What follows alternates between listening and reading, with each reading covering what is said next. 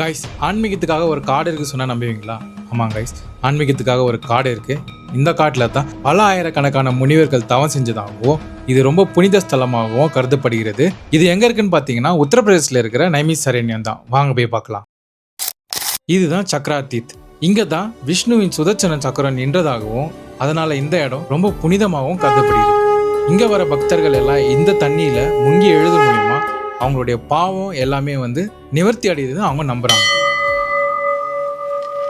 உள்ளே இறங்கிட்டோன்னா குளிர் அவ்வளோவா தெரியல. நல்ல எக்ஸ்பீரியன்ஸ். நல்லா 3 ரவுண்ட் ஆடிச்சோம். நெக்ஸ்ட்டு ஹனுமார் கோயிலுக்கு போகிறோம். இதுதாங்க ரொம்ப பவர்ஃபுல்லான ஹனுமன் டெம்பிள். இங்கே வர்றது மூலிமா உங்களுக்கு லைஃப்பில் ஸ்ட்ரென்த், கரேஜ், நம்பிக்கை எல்லாமே கிடைக்கும்னு சொல்கிறாங்க. அது மட்டும் இல்லாமல் வாழ்க்கையில் உங்களுக்கு தொடர்ந்து வரும் தடங்கள் எல்லாமே இங்கே வர்றது மூலிமா சரியாகணும் நம்புகிறாங்க. இது லலிதா தேவி டெம்பிள். 51 சக்தி பீடங்கள்ல ரொம்ப முக்கியமான இடம் இதுதான். ஆமா, சக்தி பீடம்னா என்ன?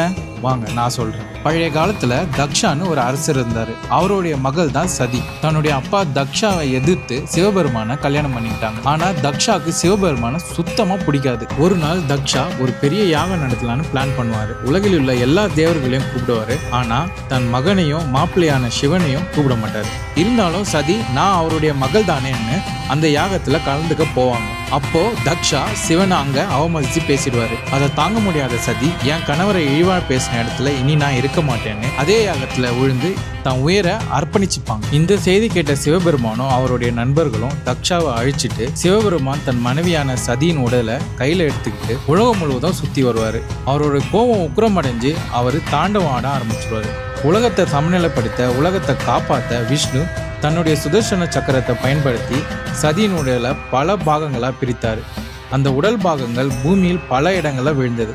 விழுந்த ஒவ்வொரு இடமும் தெய்வீக சக்தி நிறைந்த புனித ஸ்தலமாக மாறியது. அந்த 51 ஸ்தலங்களில் முக்கியமான இடம் தான் இந்த லலிதா தேவி டெம்பிள். இந்த இடத்துல லலிதா தேவியோட இருதயம் விழுந்ததாக நம்பப்படுகிறது. அந்த 51 சக்தி பீடங்களில் இது முக்கியமான சக்தி பீடமாகவும், இந்த இடம் வெறும் சாதாரண கோவில் மட்டும் இல்லை, தேவி சக்தி நேரடியாக இருப்பதாகவும் பக்தர்களால் நம்பப்படுது. உங்களுக்கு வாய்ப்பு கிடைச்சா கண்டிப்பாக நைமிசாரண்யாவை நேரில் பாருங்கள். ரொம்ப அழகாகவும், ரொம்ப அமைதியாகவும், ரொம்ப ஆன்மீக அனுபவம் உங்களுக்கு கிடைக்கும்.